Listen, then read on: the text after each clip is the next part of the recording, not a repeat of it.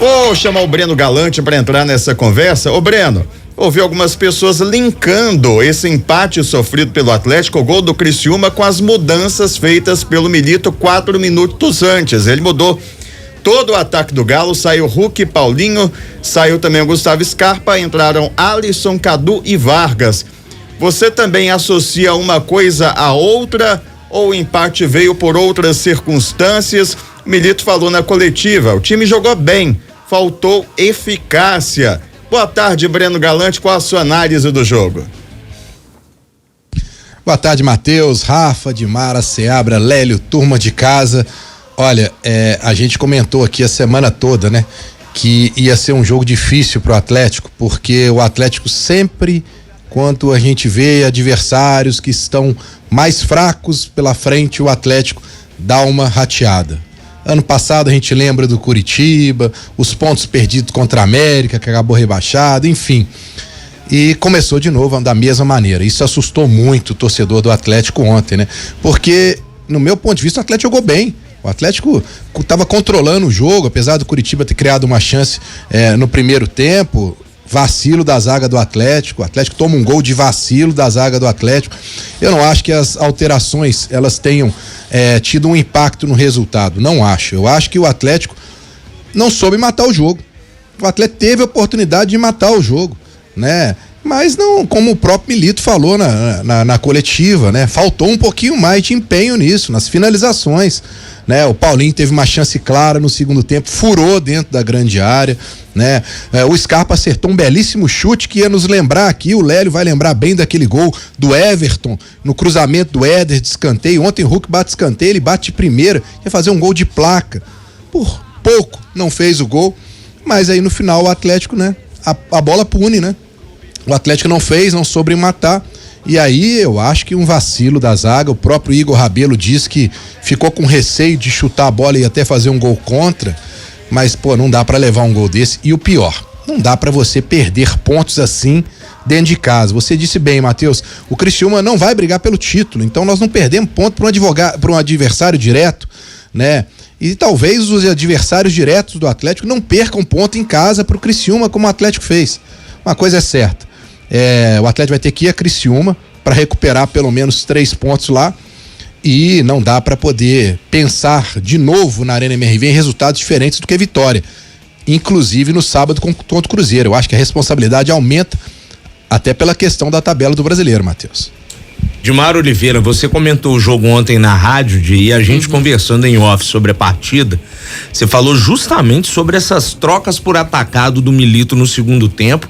Pra você, então, você acha que quando ele saca Paulinho, Hulk e Scarpa de uma sentada só, ele chamou quer dizer, você não falou isso, você falou que não que o Atlético chamou o adversário pra cima, mas ele parou de perturbá-la no campo ofensivo, né? Acho que até mais do que isso, né, Rafa? Porque é o seguinte, o Atlético controlou o jogo, né? Ele não estava sofrendo nada, o Atlético não sofreu nada, né? Todas as ações eram do Atlético, era toca, quando chegava na finalização é que era o grande problema, que não estava acontecendo. Hulk e Paulinho mal no jogo, obviamente, mas você não tira jogadores que são e que levam com ele uma extrema marcação, como é o caso do Paulinho e do Hulk. Você pode até tirar mais pra frente, né? Quando você sente que você tá com uma situação mais definida. Só que quando você faz da forma como o Milito fez, os 3 de uma vez, Hulk, Paulinho e Scarpa, era exatamente o ataque do Atlético, né? Aí você tira todos os atacantes. Até que o setor defensivo e o meio-campo entendam a modificação, raciocinem e pensem na forma de agir diante de tantas mudanças, entrou o Mateuzinho na velocidade dele, foi lá, que foi aos 34, né? As mudanças começaram aos 30, aos 34 Mateuzinho vai lá e muda a história do jogo pro empate.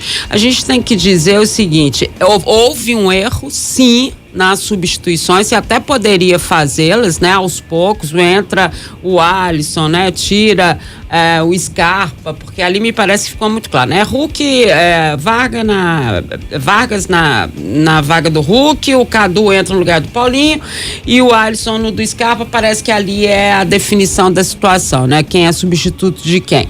E você até poderia ter tirado o Scarpa, né? E feito uma recomposição ali e tudo mais. Eu não tiro o Hulk nunca de campo, nem que ele esteja desgastado. Eu acho que ele é um cara que, mesmo não estando bem, como ele não estava ontem, a qualquer momento ele chega e faz uma jogada, está presente, tem uma presença diária e resolve uma situação, principalmente da forma como o Atlético depois acabou ficando mais exposto e aí desesperado em busca de um gol que trouxesse a vitória e tudo mais. O Scarpa era o melhor no jogo, né? Pela movimentação, tudo foi pro Scarpa. O time virava a bola inteirinho, o tempo inteiro pra direita, buscando Scarpa. Eles já não buscavam o Hulk, eles já não buscavam o Paulinho, eles buscavam o Scarpa, e ele deu conta do recado, ele fez a movimentação, é por isso que a gente pedia ele o tempo inteiro. Então o time já estava torto, já estava só pela direita.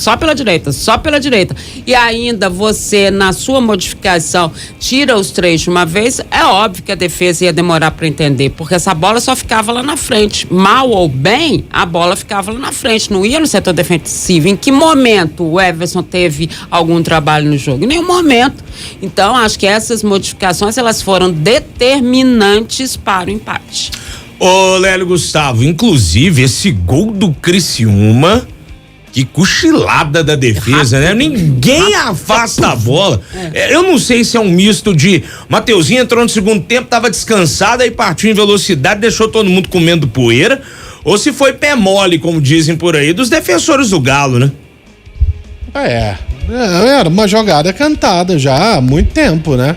O Criciúma no segundo tempo vinha buscando esse contra-ataque aí, uma hora aconteceu e a defesa do Atlético comeu mosca, e já tinha comido mosca em 2, 3 oportunidades.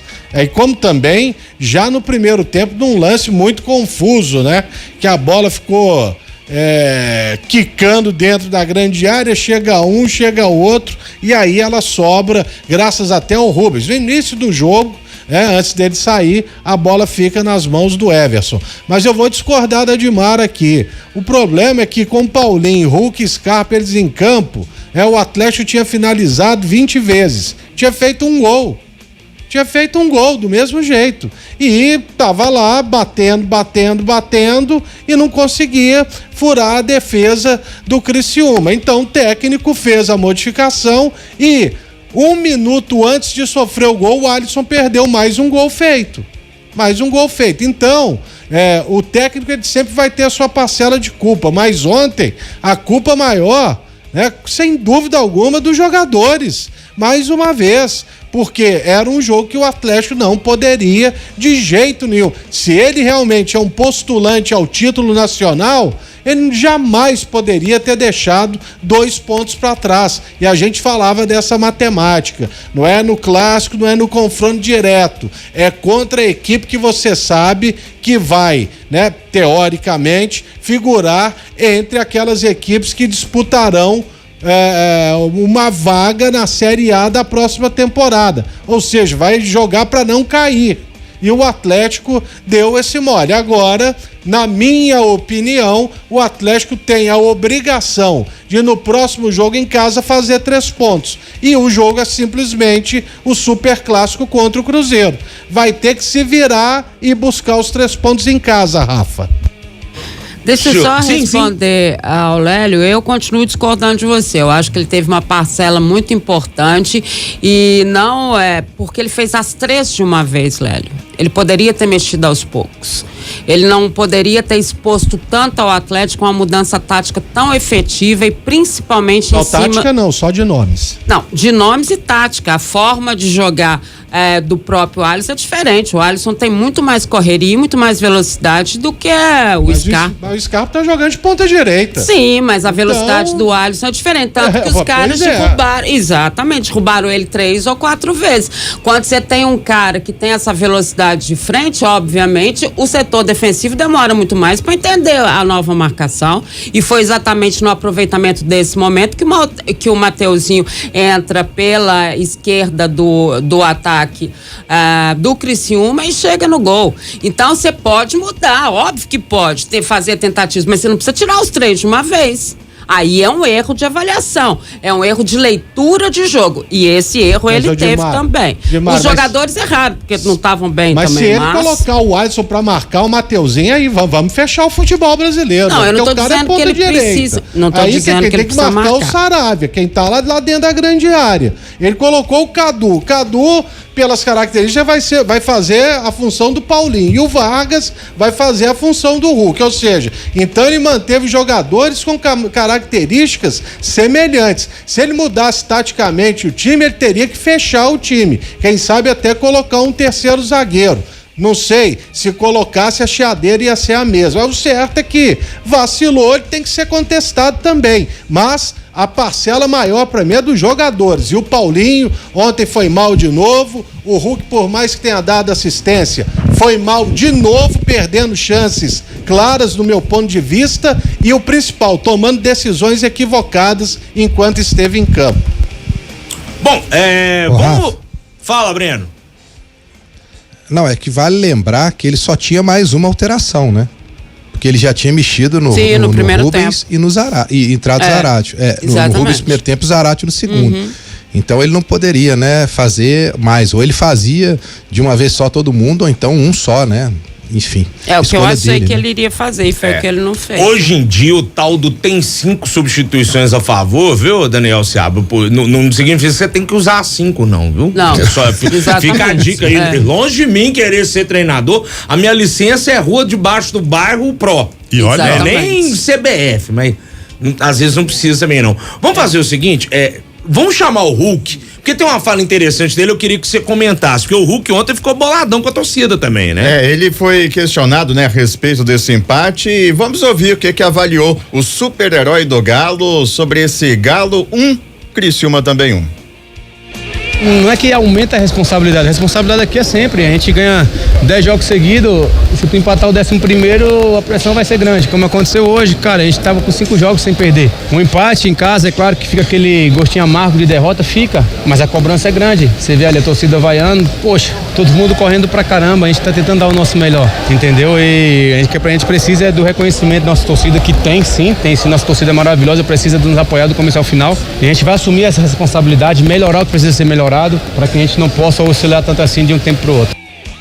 Tá aí o Hulk que se referiu às vaias da torcida e elas vieram só ao apito final. Durante o jogo a torcida até apoiou. Pois é, porque eu até questionei se ele tava reclamando de vaias quando o Criciúma tava com a posse de bola e a galera tava vaiando, ou se foram justamente essas vaias ao término da partida. Agora, você acha que o Hulk ele tá com a razão de reclamar de vaias da torcida, ou o Atlético empatar com o Criciúma em casa não é um resultado esperado pelo time que tem o Galo comparado ao elenco do Criciúma e a turma tinha que ficar chateada sim? Não, eu acho que o torcedor, é o que eu falei em relação até ao Cruzeiro outro dia, fala a mesma coisa em relação ao Atlético. Se não for canto racista, homofóbico, não jogar nada no gramado, o torcedor tá coberto de razão. Ele tem todo o direito de vaiar, de elogiar, de xingar, de fazer o que ele achar. Eu não acho que isso adianta alguma coisa, mas o torcedor tem todo o direito. Se foi depois do jogo, aí beleza, tá vaiando o resultado, tá vaiando o futebol do time, que foi realmente muito ruim. Aliás, não, o Atlético dominou o jogo, mas não foi efetivo. Vamos mudar a forma de falar. O Atlético teve mais posse de bola, teve mais finalização, levou mais perigo, mas não conseguiu ser efetivo. Para mim, o Atlético foi até displicente em alguns momentos. Se você faz 1-0, não adianta você ficar ali administrando, tocando bola. Trocou o jogador ou não trocou. O time do Atlético, o elenco do Atlético, não pode empatar com o Criciúma. O Atlético vai disputar um campeonato, o Criciúma vai disputar outro. Não dá pro Atlético empatar com o Criciúma dentro da Arena MRV. Não dá. E aí perde 2 pontos importantíssimos que, vamos combinar que lá no final do campeonato vai começar com aquele negócio de pacto pela vitória. Agora vamos fazer um pacto pela vitória. Pra quê? Para o título ou pra vaga na Libertadores? Esses 2 pontos aí já eram. O pacto pra vitória tem que começar no início do campeonato. Não adianta começar faltando 3 rodadas pra acabar, não. E oscilou, né? O Hulk falou, e é verdade, voltou numa coisa que a gente falou ontem aqui no Tempo Esportes, do estádio, que era o fato do Atlético oscilar demais. Ou oscila no primeiro tempo, ou oscila no segundo. Ou destroca, um dia no segundo, outro dia no primeiro. Isso aí também continuou da mesma forma. Bom, a gente teve também outros dois, a gente tem, na verdade, outros dois personagens. O Vitor eu vou guardar para daqui a pouco, Matheus. Só fazer uma pergunta aqui pro Breno Galante.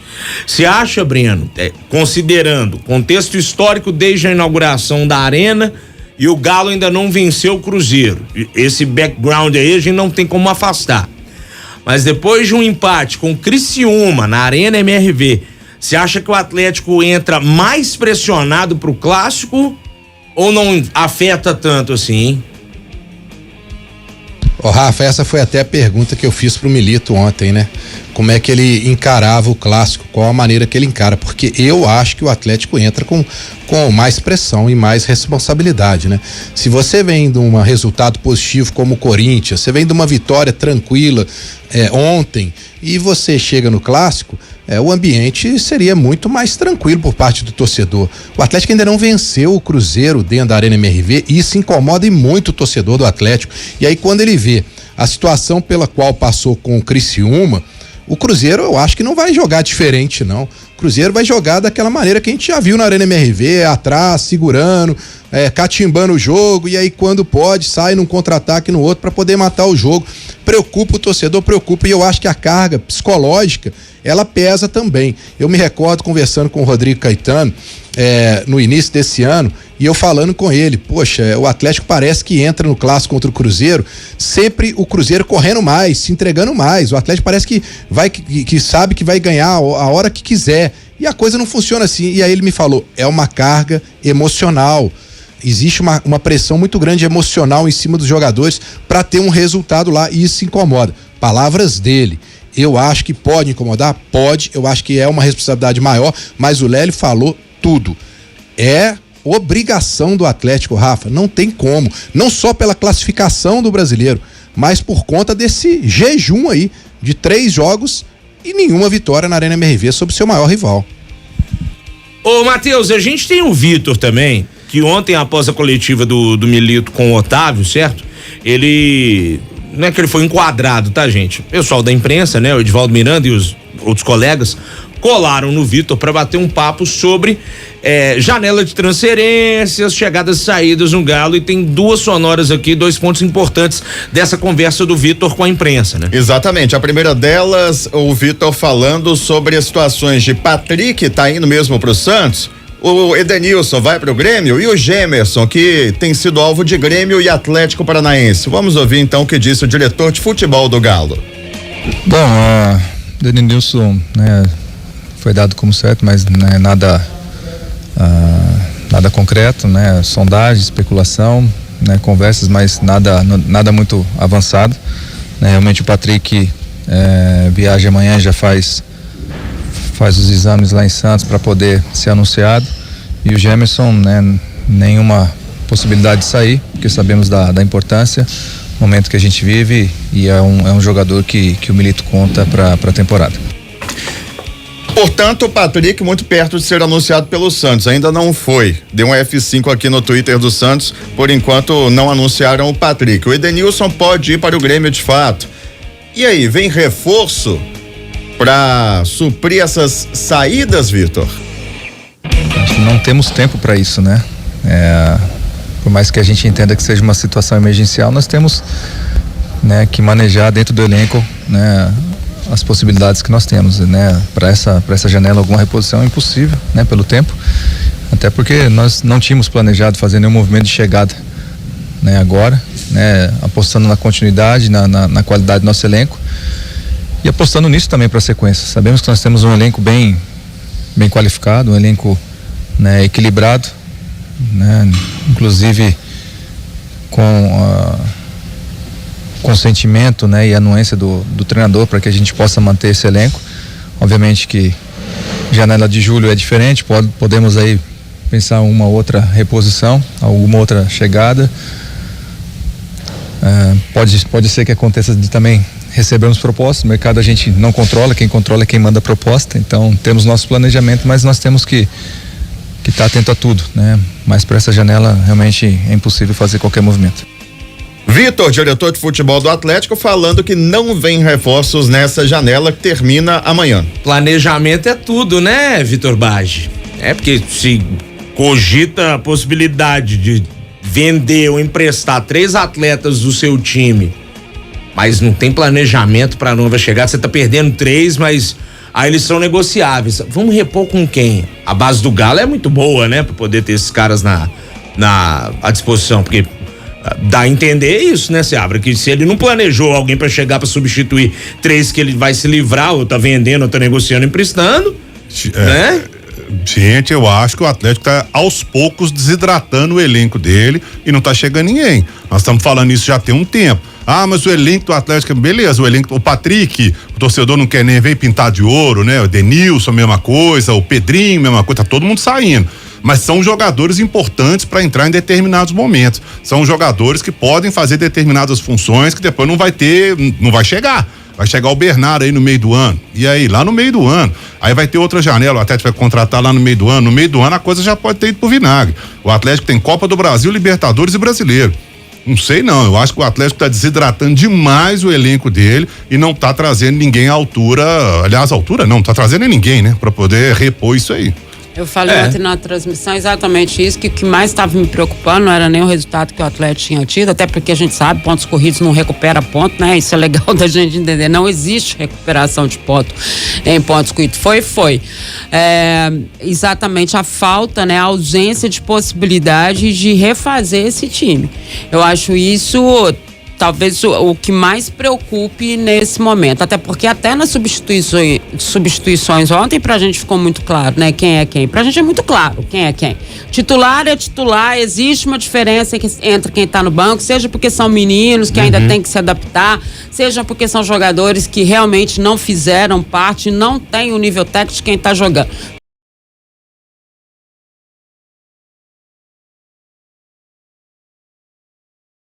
É bom avisar a gente, porque daí a gente começa a olhar de forma diferente. Agora, Lélio Gustavo, o Matheus Oliveira, a gente produzindo o programa, ele falou que, gente, eu sei, Filipão já não é mais a história presente do Atlético. Só que hoje, né, Matheus, a gente viu que o Filipão deu uma entrevista à Rádio Bandeirantes, correto? De Porto Alegre. E aí o Scolari falando sobre a passagem dele no Galo e tudo mais, teve um trecho dessa entrevista que nos chamou a atenção e que pode bater justamente com questões de planejamento, organização do Galo enquanto SAF. O que o Filipão falou pra turma lá da Band em Porto Alegre, hein, Matheus? Pois é, Rafa, primeiro ele falou que foi uma surpresa a demissão, né? Foi até bem sucinto nesse aspecto, nesse questionamento, Filipão. Mas aí perguntaram pra ele, até porque os nossos colegas do Rio Grande do Sul têm interesse no assunto local, sobre Eduardo Cudê. Filipão substituiu o Cudê aqui no Atlético, o Cudê hoje é técnico do Inter. Perguntaram pro Filipão, e aí, Filipão, o que você acha do Cudê? E aí o Filipão, na resposta, ele elogiou o Cudê e me parece ter feito uma crítica indireta à diretoria do Galo. Vocês me ajudem a saber se eu interpretei certo ou não. Vamos ouvir. Bem, eu posso dizer o seguinte, eu avalio ele bem porque eu passei a conhecer o Cudê um pouco melhor depois de 3-4 meses lá em Minas, no Atlético, porque quando eu cheguei a impressão que me passaram foi uma, mas não é a realidade. E a realidade é que ele é um excelente técnico, foi uma pessoa muito organizada e detalhada no Atlético, que em alguns momentos teve uma dificuldade por causa de uma ou outra coisa. Foi um treinador que deu oportunidades à direção do Atlético de que realizasse algumas negociações, depois solicitou alguns valores para sua equipe e que teve alguma situação de não